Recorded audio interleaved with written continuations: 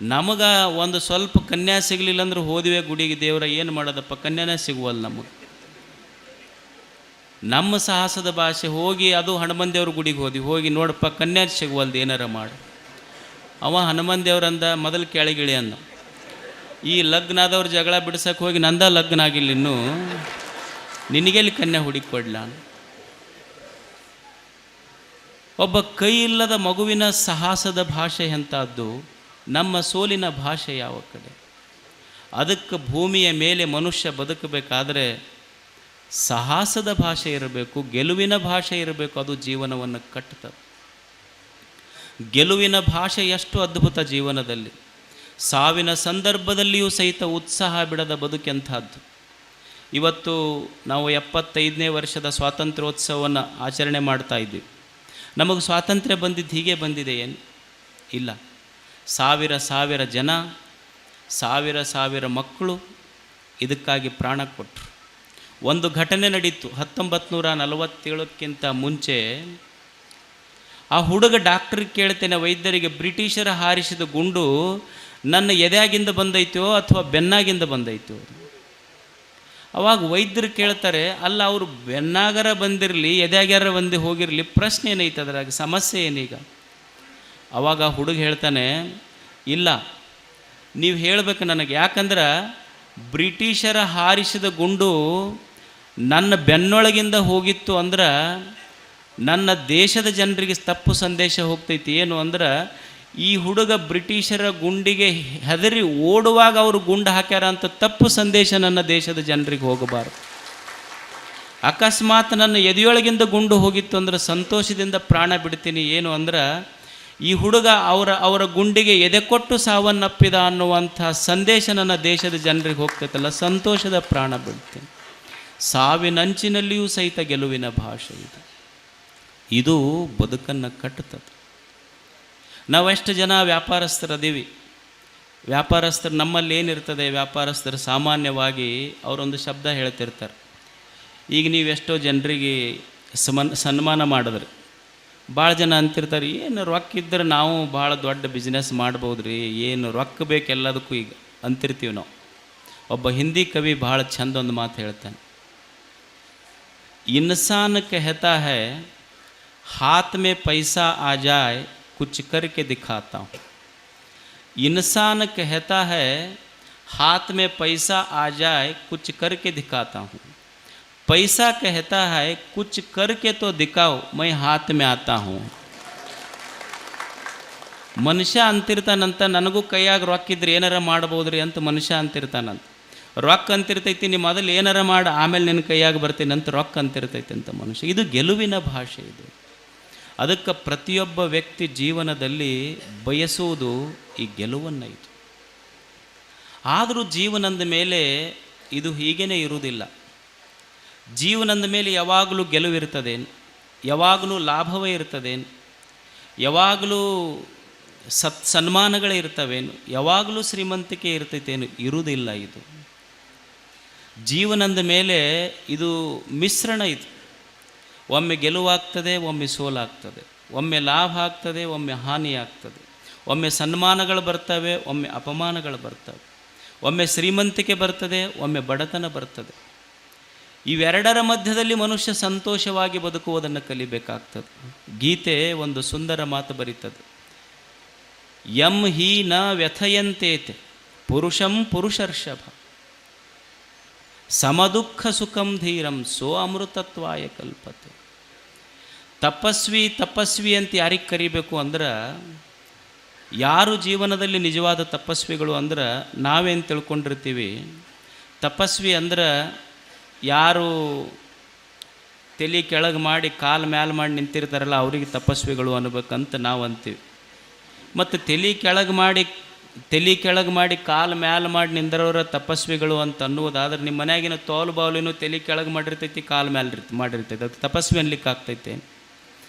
ಇಲ್ಲ, ತಪ್ಪಲ ತಿಂದು ಬದುಕವ್ರು ತಪಸ್ವಿಗಳು ರೀ ಅಂತ ನೀವು ಅನ್ನುವುದಾದರೆ, ನಿಮ್ಮ ಹೊಲದಾಗಿನ ಕೀಡಿರ್ತೈತಲ್ಲ, ಕೀಡಿನೂ ಸಹಿತ ತಪ್ಪಲನ ತಿಂತಿರ್ತೈತೆ, ಅದು ತಪ್ಪಲ ತಿಂದ ಬದುಕ್ತೈತೆ. ಯಾರು ನಿಜವಾದ ತಪಸ್ವಿಗಳು ಅಂದ್ರೆ ತಲೆ ಕೆಳಗೆ ಮಾಡಿ ಕಾಲು ಮ್ಯಾಲೆ ಮಾಡಿ ನಿಂದ್ರವ್ರು ತಪಸ್ವಿಗಳಲ್ಲ. ಬರೇ ತಪ್ಪಲ ತಿಂದು ಬದುಕವರು ತಪಸ್ವಿಗಳಲ್ಲ.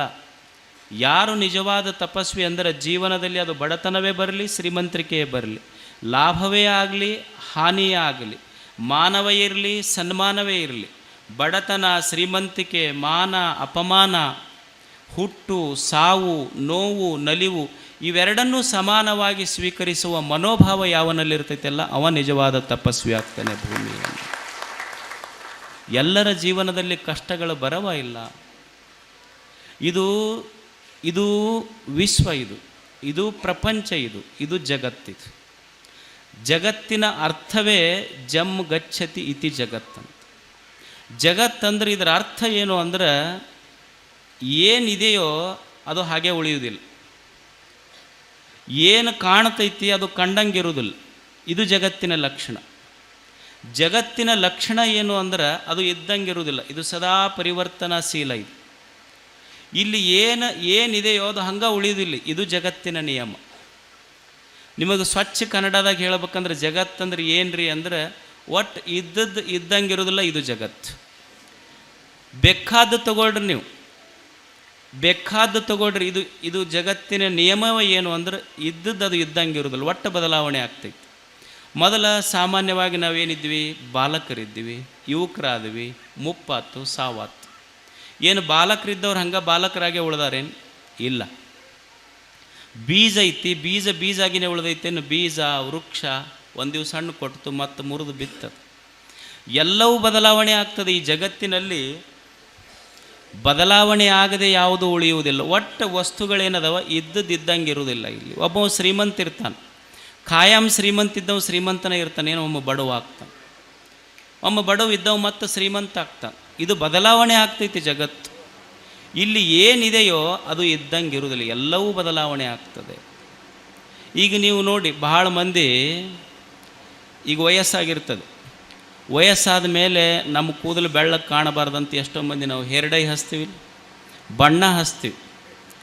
ಬಣ್ಣ ಹಚ್ಚಿದಾಗ ಅದು ಕೂದಲು ಅಂತಿರ್ತೈತಿ. ನಾವು ಹೇರ್ ಸ್ಟೈಲ್ ಮಾಡಿಕೊಂಡು ರಸ್ತೆಯೊಳಗೆ ಓಡ್ತಿರ್ತೀವಿ, ಅವಾಗ ಅದು ಬಣ್ಣ ಅಂತಿರ್ತೈತಿ, ನಾ ಅದಿನಂತ ನಿನ್ನ ಬಣ್ಣ ಚಂದ ಐತಿ, ನಾ ಹೋದ್ರೆ ನಿನ್ನ ಬಣ್ಣ ಬಯಲಿಗೆ ಬರ್ತೈತಿ ಅಂತದು ಬಣ್ಣ ಅಂತಿರ್ತೈತಿ. ಅದು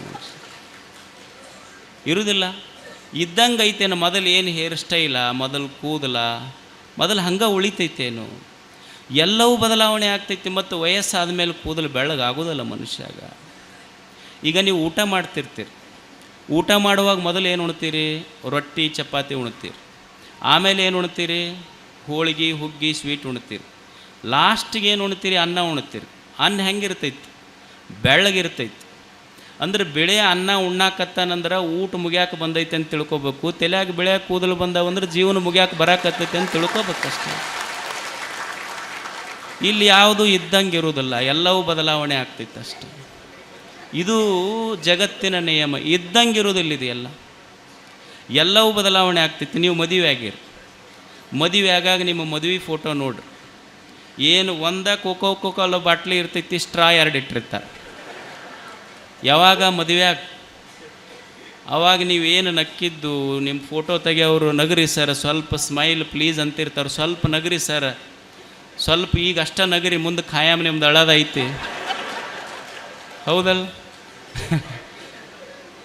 ಅವಾಗಿಂದ ನೋಡ್ರಿ, ಒಂದ ಬಾಟ್ಲಿ 2 ಸ್ಟ್ರಾ, ನಿಮ್ಮ ತುತ್ತು ಅವ್ರ ಬಾಯಾಗ, ಅವ್ರ ತುತ್ತು ನಿಮ್ಮ ಬಾಯಾಗ. ಈಗ ನೋಡ್ರಿ, ಒಂದು ಆ ಕಡೆ ಕುಂತಿರ್ತೈತಿ, ಒಂದು ಈ ಕಡೆ ಕುಂತಿರ್ತೈತಿ. ನೀವು ಯಾರ ಮನೆಗಾರ ಹೋಗಿ ಕೇಳ್ರಿ, ಭಾಳ ಮಂದಿ ಮಠಕ್ಕೆ ಬರ್ತಿರ್ತಾರೆ, ಯಪ್ಪ ಅದಕ್ಕೆ ನನಗೆ ಒಟ್ಟ ಹೊಂದಿಕಿಲ್ಲ ನೋಡಿ. ಅವಾಗ ಅದು ಫೋಟೋ ನೋಡಿ ಅಲ್ಲಿ ಗುರುಗಳು ಕೇಳಿದ್ರೆ, ಅಲ್ಲೋ ತಮ್ಮ, ಅವ್ರ ತುತ್ತು ನಿನ್ನ ಬಾಯಾಗ, ನಿನ್ನ ತುತ್ತು ಅವ್ರ ಬಾಯಾಗ. ಅವಾಗ ಅವ ಅಂದ, ಯಪ್ಪ ಆ ತುತ್ತ ಕೂತು ತಂದೈತೋ ನನಗೀಗ.